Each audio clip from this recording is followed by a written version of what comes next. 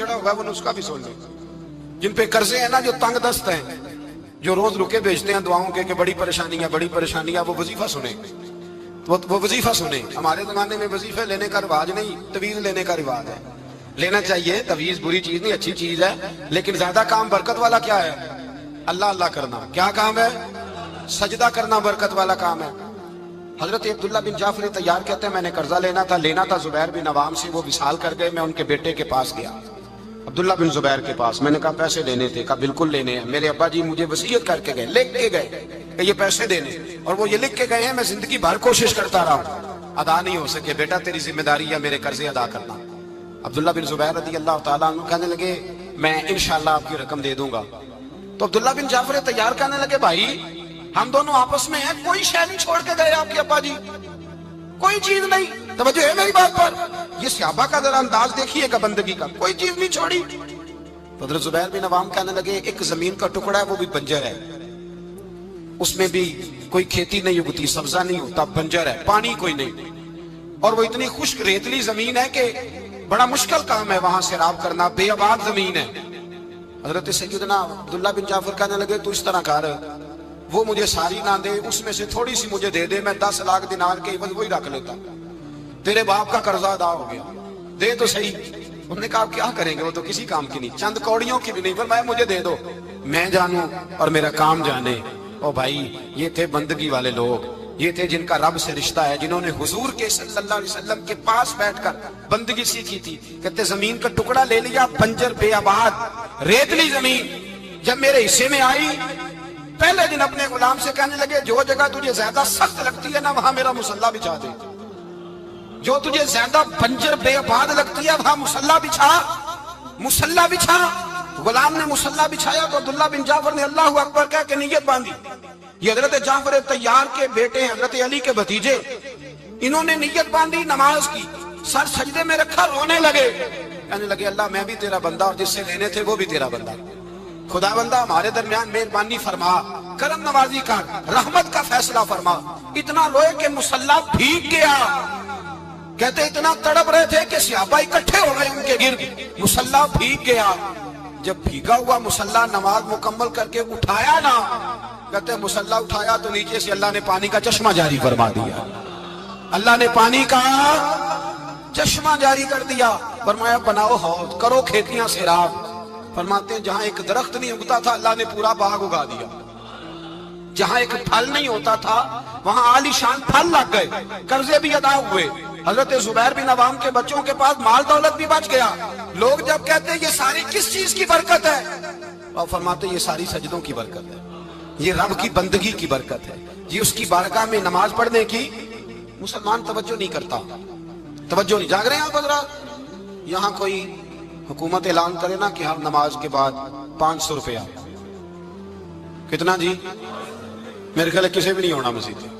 اور خدا کے بندو بات سمجھو، رب فرماتا ہے تو مسجد آدھا میں تجھے برکت عطا کروں گا، میں تجھے برکت دوں گا. میں ایک صحابی کہتے ہیں مجھے اکثر یہ حضور کا فرمان سنتا تو میرے دل میں خیال آتا آخر اللہ کس طرح برکت دیتا ہے اللہ آخر. ایک صحابی کہتے ہیں نبی پاک صلی اللہ تعالیٰ علیہ وسلم نے فرمایا عبادت کرو اللہ برکت دے گا.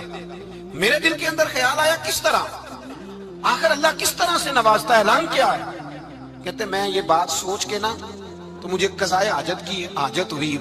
پخانہ پیشاب کے لیے میں نکلا تو ایک جگہ دور جا کے میں بیٹھا کھیتوں میں، دور جا کے.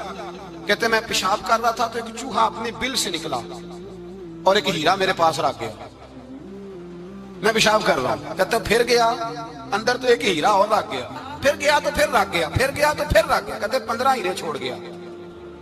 اب میں فارغ ہوا، وہ ہیرے اٹھائے گھر نہیں لے کے گیا، مسجد نبوی میں گیا کہ حضور سے پوچھوں میرے لیے جائز بھی ہے کہ نہیں. بلوں سے نکل رہے ہیں، بلوں سے پیسے نکل رہے ہیں، ہمارے سارے بلوں میں چلے جاتے ہیں، بلوں سے پیسے آ رہے ہیں. صحابہ کو برکت دیکھیں عبادت، بلوں سے پیسے آ رہے ہیں، بل سے. فرماتے ہیں میں وہ ہیرے اٹھائے تو در رسول پہ جب میں نے پہلا قدم رکھا نا مسجد نبوی میں تو مجھے بتانا نہیں پڑا، میرے مصطفیٰ نے میرا چہرہ دیکھا اور مسکرا کے فرمایا پتہ چلا ہے اللہ کس طرح نوازتا ہے، خبر ہوئی ہے اللہ کس طرح نوازتا ہے.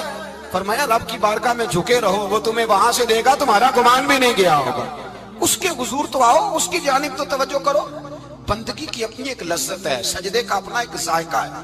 اگر آپ نبی کریم سید عالم صلی اللہ تعالی علیہ وسلم کی عبادات کو ملاحظہ کریں نا تو سرکار کی زندگی میں کثرت ہے عبادت کی۔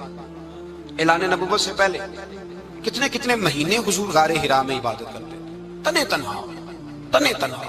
حرم کعبہ قریب تھا لیکن وہاں رش ہوتا تھا، لوگ ہوتے تھے۔ فرمایا میں اکیلے میں اپنے رب کو منانا چاہتا ہوں۔ کتنے کتنے ایام حضور غار حرا میں عبادت کرتے۔ پھر صحابہ کرام علیہم رضوان فرماتے ہیں کہ مدینہ منورہ میں حضور کا یہ رنگ ہوتا، اتنے لمبے سجدے کرتے کہ لگتا روح مبارک کی پرواز کر گئی، اتنے لمبے سجدے کرتے۔ حضرت سیدنا معاذ بن جبل رضی اللہ تعالیٰ عنہ فرماتے ہیں 3 دن ہو گئے حضور چلے گئے، مدینے میں نظر ہی نہیں آ رہے۔ صحابہ پریشان، ابو بکر صدیق، عمر فاروق، عثمان غنی، مولا علی ڈھونڈتے پھرتے، حضور سید عالم صلی اللہ علیہ وسلم کا پتہ نہیں۔ فرماتے ہیں جناب صدیق ایک بار گھومتے گھومتے جبل سلا کی پہاڑی کے قریب گئے، ایک چرواہا بکریاں چلا رہا تھا، اس سے پوچھا تم نے میرے محبوب کو تو نہیں دیکھا؟ تو کہنے لگا مجھے نہیں پتا تمہارے محبوب کون ہے۔ ایک آدمی آج 3 دنوں سے غار میں رو رہا ہے، اتنی شدت کے ساتھ روتا ہے کہ میری بکریاں جا کے غار کے سامنے بیٹھ جاتی ہیں، اور بکریاں بھی روتی ہیں۔ میں بڑا کھینچتا ہوں پر لوٹتی نہیں، رات کو گھر لے کے جاتا ہوں تو جاتی نہیں، سویرے باڑے سے نکالتا ہوں تو دوڑی ہوئی آتی ہیں، پھوٹ پھوٹ کے روتی ہیں، لیکن حال یہ ہے کہ دودھ پہلے سے بھی زیادہ دیتی ہیں۔ حضرت ابو بکر صدیق کہنے لگے یہی تو میرے رسول پاک علیہ الصلوۃ والسلام کے نبی ہونے کی علامت ہے۔ اس صحابہ کو بلایا، 3 دن سے حضور سجدے میں۔ کتنے دنوں سے؟ یہاں سجدہ لمبا ہو جائے تو امام کے پیچھے لوگ بھاگنے لگتے ہیں کہ صاحب آپ تو فارغ ہیں، مجھے تو ڈیوٹی پہ بھی جانا تھا۔ 3 دن سے حضور سجدے میں، اتنا طویل سجدہ، اتنا طویل۔ صحابہ کہتے ہیں قدموں میں جا کے لگے، محبوبہ بس کریں آ جائیں۔ حضور نے فرمایا رب نے سورہ ہود نازل کر دی ہے، سخت حکم آ گئے۔ وہ کہتا ہے میں تیری امت سے حساب پوچھوں گا، میں اپنے رب کو منا رہا ہوں، بکر جاؤ مجھے منا لینے دو۔ حضور نے ہمیں بتلایا ہے کہ رب کو سجدہ کریں تو رب مانتا ہے، اس کو منانے کا طریقہ سجدہ کرنا ہے، جھکنا ہے، عبادت کرنا ہے۔ کہا وہ مانے گا تو میں آؤں گا۔ تڑپ گئے صحابہ۔ اور ایک روایت ایسی بھی ہے کہ جب بات نہ بنی تو حضرت فاطمہ سے عرض کیا۔ حضرت فاطمہ شام کا سناٹا چھایا، اپنے آپ کو کپڑوں میں لپیٹا، دائیں بائیں شہزادوں کے لیا تو حضور کی بارگاہ میں گئیں، کہنے لگی محبوبہ بس کریں گھر آ جائے، مدینہ سونا ہو گیا ہے، مسجد نبی کی دیواریں بھی روتی ہیں، یا رسول اللہ ستون مجھ سے آپ کا پوچھتے ہیں گھر آئے۔ نبی پاک نے فرمایا فاطمہ تو بھی دعا کر، میں بھی دعا کرتا ہوں۔ حضرت فاطمہ بھی ساتھ والے کونے میں سجدے میں گر گئی، پھر دعا ہوئی، پھر التجا ہوئی۔ حضرت جبریل آئے، کہنے لگے محبوبہ رب کہتا ہے سار اٹھاؤ، وَلَسَوْفَ يُؤْتِيكَ رَبُّكَ فَتَرْضَىٰ، اللہ فرماتا ہے میں آپ کو اتنا دوں گا کہ آپ مجھ سے راضی ہو جائیں۔ تو حضور تو سجدے کے عالم میں۔ حضرت سیدنا عبد الرحمن ابن عوف کہتے ہیں میں حضور کے ساتھ تھا، ہم مسجد نبی سے نکلے تو سامنے ایک باغ آیا، حضور فٹافٹ گئے اور باغ میں سر سجدے میں رکھ دیا، دیر تک حضور نے سجدہ کیا، اتنا لمبا کہ جیسے کسی کی روح پرواز کر گئی۔ کہتے ہیں میں حضور فارغ ہوئے تو عرض کی حضور اتنے لمبے سجدے کی وجہ؟ تو فرمایا میرے پاس جبریل آئے تھے اور انہوں نے کہا یا رسول اللہ رب کہتا ہے آپ کا جو امتی ایک بار درود پڑے گا اللہ اس پہ 10 رحمتیں نازل کرے گا، اللہ اس کے 10 گناہ معاف کرے گا، اللہ اس کے 10 درجے بلند کرے گا۔ تو میں نے کہا سجدہ کر کے شکر نہ ادا کر لوں؟ اس بات پر میں سجدہ کرنے لگ گیا۔ اس بات پر ایک دوست کے ہاں بیٹا ہوا، مجھے کہنے لگے مبارک ہو بھتیجا آیا ہے۔ میں نے کہا خیر مبارک۔ بڑے عرصے کے بعد اللہ نے نوازا، میں نے 5 کلو مٹھائی بھیجی آپ کی جانب، دوستوں کو کھلا دیجیے۔ میں نے کہا اور کتنی بانٹی؟ کہنے لگے منوں کے حساب سے۔ باقی معاملات کیسے؟ کہنے لگے کیا بات ہے، غریبوں کو، مسکینوں کو، لاچاروں کو سب کو دیا۔ تو میں نے کہا نفل کتنے پڑے؟ کہنے لگا ٹائم نکالتا ہوں میں۔ ٹائم بیٹا کس نے دیا؟ شکر کس کا ادا کرنا تھا؟ بھئی یہاں حال یہ ہے ہمارا کہ ہمیں 2 رکھتے تھوڑی مشکل ہے۔ اگر کہا جائے کہ 25 من مٹھائی تقسیم کرنی ہے تو وہ آسان ہے، ہم نے اپنے لیے عبادت کو، ریاضت کو بہت سا بنا لیا، اس کو اتاریں کچھ بھی مشکل نہیں۔ رب کی بارگاہ میں جتنا بندہ جھکتا جاتا ہے اتنا ہی اللہ اسے اور عزت عطا کرتا جاتا ہے۔ بزرگوں سے کسی نے پوچھا تھا کہ میری اللہ قبول بھی ہے کہ نہیں؟ تو وہ کہنے لگے رب کو تیری پہلا سجدہ قبول تھا تو تب اس نے دوسرے کی توفیق دی تھی، اسے تیری فجر قبول تھی تو تجھے زور پڑھنے کی توفیق دی، اس نے تیرا پہلا روزہ قبول کیا تو دوسرا رکھنے کا موقع دیا۔ یہ علامت ہے قبولیت۔ میرے محبوب نے فرمایا بندگی کرو، اس کے حضور آؤ، کبھی کا صلاۃ اللیل پڑھو، کبھی کا تہجد پڑھو، کبھی کا اشراق پڑھو، کبھی کا چاشت پڑھو، کبھی کا اوابین پڑھو۔ اور میرے مصطفیٰ نے فرمایا ہو سکے تو اٹھ کے تہجد پڑھو، باقی نمازوں پہ رب تمہیں ثواب دے گا۔ اگر تہجد پڑھو گے تو رب تمہاری طرف دیکھ کے مسکرائے گا، جو اس کی شان کے لائق ہے وہ مسکرائے گا۔ مصلی آباد کریں، مصلی آباد کرنے سے روحانی زندگی آباد رہے گی، من کے اندھیرے دور ہوں گے، روح کی کساوتیں دور ہوں گی۔ انسان اللہ سے جڑا ہوتا ہے تو اس کی بندوں کی جانب توجہ ہی کم جاتی ہے، حسد کون کر رہا ہے، مخالفت کون کر رہا ہے، جھگڑا کون کر رہا ہے، بغض کون پیدا کر رہا ہے، ان چیزوں سے ویسے ہی بچا رہتا ہے۔ میرے محبوب پاک سید عالم صلی اللہ علیہ وسلم کثرت سے سجدہ کرتے، قیامت کے دن حضور شفاعت کس طرح کریں گے؟ سجدہ کر کے 4 سجدے کریں گے حضور۔ بخاری مسلم میں موجود ہے، صحابہ کرام فرماتے ہیں حضور نے فرمایا جب امتیں پریشان ہو کے نبیوں کے پاس جائیں گے تو پھر میرے پاس آئیں گی، جب میرے پاس آئیں گی تو میں سجدہ کروں گا اور خدا سے کہوں گا یا اللہ ان کا حساب تو شروع کر۔ فرمایا میرے ایک سجدے سے اللہ حساب شروع کرے گا، پھر میرے غلام رہ جائیں گے جنہوں نے بہانے بنائے ہوں گے، نماز پڑھی ہوگی، یہ بہانہ ہے خدا کی رحمت حاصل کرنے کا، جن کے پاس تو کچھ ہوگا وہ تو اس بہانے کے سبب چلے گئے، گناہگار رہ گئے، تڑپ کے کہیں گے محبوبہ ہم کیا کریں؟ تو حضور فرماتے ہیں میں لمبا سجدہ کروں گا۔ فرماتے ہیں میں لمبا سجدہ جب کروں گا تو رب لمبے سجدے کے بعد فرمائے گا محبوب سر اٹھائیے، آپ مانگیے میں عطا کرتا ہوں، آپ سوال کیجئے میں دیتا ہوں، آپ سفارش کیجئے میں قبول کرتا ہوں، تو میں اللہ میرے گناہگاروں کو بخش دے۔ رب کہے گا جس کے دل میں رائی کے دانے کے برابر ایمان ہے اسے لے جائیے، لے جائیے، لے جائیے اسے۔ ایک حدیث میں ہے جس کے دل میں جو کے دانے کے برابر ایمان ہے لے جائیے۔ حضور فرماتے ہیں ان کو جنت میں بھیج کے میں پھر سجدے میں گر جاؤں گا۔ لمبا سجدہ، تیسرا سجدہ، اے اللہ مہربانی کا رحمت فرما۔ اللہ کہے گا محبوب سر اٹھاؤ، جو مانگو گے میں دوں گا، یا اللہ اور فضل کر۔ جس کے دل میں رائی کے دانے سے بھی کم ایمان ہے محبوب اسے بھی جنت میں لے جاؤ۔ حضور فرماتے ہیں میں اور سجدہ کروں گا، پھر جس کے دل میں اس سے بھی کم ایمان ہوگا اسے بھی لے جاؤں گا۔ صبح قیامت میرے مصطفیٰ کریم علیہ السلام امت بھی سجدہ کر کے بخشوائیں گے۔ جب حضور سجدے کر رہے ہیں تو امت کیوں نہیں کر رہی؟ حضور سجدے کر کے بخشوائیں گے، امت سجدہ ہی نہیں کر رہی، توجہ ہی نہیں کر رہی۔ میرے بھائی سجدے کی اتنی کیفیت ہے، عبادت کی اتنی لذت ہے کہ حضرت عائشہ فرماتی ہیں تیز آندھی آتی تو حضور نماز پڑھنے لگے، تیز آندھی آتی تو نماز پڑھتے، بارش نہ ہوتی تو نماز پڑھتے، بارشیں زیادہ ہوتی تو نماز پڑھتے، سورج گرہن ہوتا تو حضور نماز پڑھتے، چاند گرہن ہوتا تو نبی پاک، بلکہ حضرت عائشہ کہتی ہیں گرہن لگا چاند کو تو حضور نے فٹافٹ سر سجدے میں رکھ دیا، اور نماز کے بعد حضور رونے لگے، کہنے لگے اے اللہ تو نے کہا نہیں تھا کہ میں تیری موجودگی میں انہیں عذاب نہیں دوں گا؟ اللہ درگزر کر اپنے بندوں سے، رحمت فرما، کرم نوازی فرما۔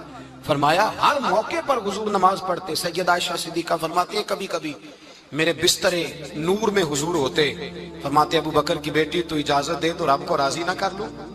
میں کہتی میری کیا جرت ہے، تو حضور نماز کی نیت باندھتے۔ بخاری مسلم میں لفظ ہیں، حضرت عائشہ کہتی ہیں حضور اتنی لمبی نماز پڑھتے کہ قدموں میں ورم آ جاتا، اتنی لمبی بندگی فرماتے کہ قدم مبارک سوج جاتے، ورم آتا۔ میں عرض کرتی حضور آپ کی برکت سے اللہ اگلے پچھلوں کو معاف کرے گا، آپ اتنی آہوزاری کیوں کرتے ہیں؟ اللہ نے آپ کو محبوب بنایا ہے، شفاعت کا حق دیا ہے، سب سے اعلیٰ امت دی، حضور اتنی آہوزاری؟ تو حضور فرماتے عائشہ تو نے بتایا ہے نا رب نے مجھے بڑا دیا ہے، افلا اکون عبدا شکورا، اب میں رب کا شکریہ ادا نہ کروں؟ میں لمبی نمازیں پڑھ کے اس کا شکریہ ادا کرتا ہوں، اس کی بارگاہ میں حاضر ہوتا ہوں۔ میرے بھائی نماز نہیں تو انسان کاہے کا، سجدہ نہیں تو اس نے زندگی کہاں بتا دی؟ اگر اللہ کی بارگاہ میں ایک صحابی نے سر سجدے میں رکھا تو ماتھے پہ مٹی لگ گئی، وہ جھاڑنے لگے، میرے قریب نے فرمایا نہ جھاڑ، جب تک سجدے کی مٹی پیشانی پہ رہتی ہے اللہ کے فرشتے درود پڑھتے رہتے ہیں، اسے رہنے دو، یہ تو لذت ہے۔ عزت والا وہ ہے جو مالک کی بارگاہ میں۔ حضرت صلہ بن اشیم کے بارے میں صحابہ کہتے ہیں بڑے عبادت گزار تھے، نیک تھے۔ حضرت انس بن مالک کہتے ہیں ہم نوجوانوں کا دل کیا کہ ذرا اس صحابی کی عبادت کا تو پتہ کریں، کس طرح کی ہے عبادت کا تو پتہ کریں۔ فرماتے ہیں جنگ کا موقع تھا، رات کے وقت جب دنیا سو گئی نا تو وہ بھی لیٹ گئے، جب دیکھا سب لوگ سو گئے تو چپکے سے اٹھے تو جنگل میں چلے گئے، جنگل میں جا کے نماز کی نیت باندھ لی۔ حضرت صلہ بن اشیم صحابی ہیں، وہاں نماز پڑھنے لگے، کہتے ہیں میں بھی پیچھے پیچھے ہو گیا کہ پتہ تو کروں کس طرح پڑھتے ہیں۔ تھوڑی دیر گزری تو شیر آ گیا، شیر نے آ کے تھاڑا، للکارا، فرماتے ہیں میں ڈر کے درخت پہ چڑھ گیا۔ حضرت صلہ بن اشیم نے نماز کا سلام پھیرا، اطمینان کے ساتھ شیر سے کہنے لگے اور جا چلا جا کہیں اور رزق تلاش کر، میں تو اپنے رب کی عبادت کر رہا ہوں، میں تو اس کی بارگاہ میں جھکا ہوا ہوں، مجھ پر تیرا قبضہ نہیں ہو سکتا۔ جب جنگلی درندوں کا قبضہ نہیں ہو سکتا تو کسی اور درندے کا عبادت گزار پہ قبضہ ہو سکتا ہے؟ حضرت انس بن مالک فرماتے ہیں مجھے سمجھ آ گئی جو درندوں سے بچنا چاہے، ظالموں، جابروں، فاسقوں سے بچنا چاہے، وہ اپنے آپ کو رب کی بارگاہ میں جھکائے، وہ اس کے حضور حاضری دے جو بچنا چاہے۔ میرے بھائی، رمضان المبارک آیا، مسجدیں بھری، 2-3 دن 4 دن نئی صفیں خریدی لوگوں نے، پھر 2-4 روزے گزرے، پھر چند دن گزرے، پھر وہی معمول کے نمازی۔ ایک بات بتاؤ، گکھڑ میں نا 4-5-6 قبرستان ہیں، ان قبرستانوں کی تختیوں کو کبھی پڑھیں جا کے، ایسے لوگ آپ کو ملیں گے جن کی وجہ سے حکومتیں چلتی تھیں، وہ سو گئے تو پیچھے کام بند ہو گیا۔ کیا ہوا؟ کام چل رہا ہے کہ ختم ہو گیا؟ بیٹا جس کا گزارا نہیں نہ ہوتا باپ کے پاس، وہ کہتا میں جی نہیں سکوں گا، وہ بھی جیتا ہے اور کھول کے جیتا ہے۔ بی بی کہتی ہے میرے تو سر سے تاج اٹھ گیا، زندگی کیسے گزرے گی؟ کچھ بھی نہیں ہوتا، سب ہوتا۔ 20-20 سال عورتیں بیوہ کی زندگی گزار کے چلی جاتی ہیں۔ یہ جو ہم نے اپنے اوپر بہت زیادہ بوجھ رکھا ہوا نا، جھوٹ بولتے ہیں بہت سارے لوگ، مجھے وقت نہیں ملتا نماز کا، یہ بہت بڑی جرت ہے، بہت بڑی۔ مجھے میرا کوئی دوست ہے نا میرے پاس ٹائم نہیں آپ کے پاس آنے کا، تو ہو سکتا ہے میں بگڑ جاؤں، تو کیسا یار ہے، ملنے کا ٹائم نہیں تیرے پاس؟ وہ میرے بھائی تو اللہ سے ہی کہہ رہا ہے کہ میرے پاس ٹائم نہیں تیرے پاس آنے کا، اور اب سے ہی کہہ دیا تو نے، اللہ سے ہی کہہ دیا ہے۔ نماز اتنا ضروری کام کہ حضور کا وصال کا وقت آیا، عین اس وقت بھی حضور نے فرمایا میری 2 باتیں یاد رکھنا۔ حضور کیا فرمایا کہ غلاموں سے اچھا سلوک کرنا، دوسرا اپنی نماز کی حفاظت کرنا، اسے چھوڑنا نہ۔ اور صحابہ کہتے ہیں جب حضور کو بڑی نکاہت ہو گئی، بظاہر قدم نہیں اٹھایا جاتا، اس وقت بھی فرمایا مجھے 2 بندے اٹھا کے لے جاؤ، میں مسجد جا کے نماز پڑھنا چاہتا ہوں۔ نماز اتنا بڑا کام کہ حضور نے فرمایا جو کھڑے ہو کے نہ پڑھ سکے بیٹھ کے پڑھے، بیٹھ کے نہ پڑھ سکے لیٹ کے پڑھے، لیٹ کے نہ پڑھ سکے اشارے سے پڑھے۔ چھٹی کسی کو دی، ہم نے خود ہی چھٹی کر لی، خود ہی۔ اور یہ یاد رکھیں، پکی بات ہے، قبر میں نہ بیٹا آئے گا نہ بیٹی آئے گی۔ میں بچوں کے لیے کر رہا ہوں، جھوٹ ہے سارا، رجسٹریاں ساری اپنے نام رکھی ہوئی ہیں، بینک بیلنس اپنے نام۔ بچے تو منتیں کرتے ہیں کہ چلو تھوڑے ہی دو، میں کاروبار کرتا ہوں، کوئی نہیں، قریب بھی نہیں آنے دیتے، جھوٹ بولتے ہیں بچوں کے نام پہ۔ ہر شے پکی کی ہوئی اپنے نام، اپنی مرضی سے خرچ کرتے ہیں، اپنی مرضی کو دیتے ہیں جس کو دینا ہوتا ہے، بلکہ بہت سارے تو ناانصافی بھی کرتے ہیں۔ او بھائی سمجھ لیں اس بات کو، پرکھیں، اپنے لیے کچھ کر کے جائیں۔ اگر خدا سے بندگی کا رشتہ ہو، مولا علی شیر خدا پتہ کیا فرمایا کرتے تھے؟ حضرت علی فرمایا کرتے تھے میں نے تو دعا کی ہے خدا بندہ جنت میں بھی نماز کی توفیق دینا۔ اگر نماز نہ ہوئی تو جنت میں دل کیسے لگے گا؟ بغیر نماز کی طبیعت کیسے رچے گی؟ آپ یقین کریں نماز انسان کو بناتی ہے، نماز نکال دی جائے نا تو زندگی کا حسن ختم ہو جائے۔ لوگ ٹائم دیتے ہیں 3 بجے کا، 4 بجے کا، 5 بجے کا، لیکن مذہبی لوگ ٹائم دیتے ہیں زور کے بعد کا، عصر کے بعد کا، فجر کے بعد کا۔ مسلمان کی تو ترتیب ہی نماز سے شروع ہوتی ہے۔ نماز کب فرض ہوئی؟ معراج کی رات کب فرض ہوئی جی؟ لیکن حضور جب گئے نا حرم شریف، یہاں بھی نماز پڑھا کے گئے، لینے جا رہے تھے نماز، لیکن مسجد اقصیٰ میں بھی 2 رکعتیں پڑھا کے گئے۔ ابھی نماز آنی تھی، حضور اس سے پہلے نمازیں پڑھا رہے ہیں۔ تو نماز کا تو رشتہ ہے، نماز سے تو تعلق ہے۔ نماز حضرت سعید بن مسیب رضی اللہ تعالیٰ عنہ فرماتے یزید کی فوجوں نے جب مدینے پہ حملہ کیا تو انہوں نے گھوڑے باندھ دیے مسجد نبوی میں، 3 دن تک نماز نہ ہونے دی معاذ اللہ۔ فرماتے میں دیوانہ بن کے حضور کی قبر کے پاس بیٹھ گیا، میں دیوانہ بن گیا کہ وہ مجھے پاگل اور دیوانہ سمجھ کے چھوڑ دے۔ فرماتے ہیں قسم اللہ کی عزت کی، جب نماز کا وقت آتا تھا حضور کی قبر سے اذان کی آواز آتی تھی، قبر انور سے جماعت کرانے کی آواز آتی تھی، قبر کے اندر سے۔ گویا میرے مصطفیٰ، شاید اسی لیے حضور نے 2 غلاموں کو ساتھ رکھا ہے، اذان بھی ہوتی رہے جماعت بھی ہوتی رہے۔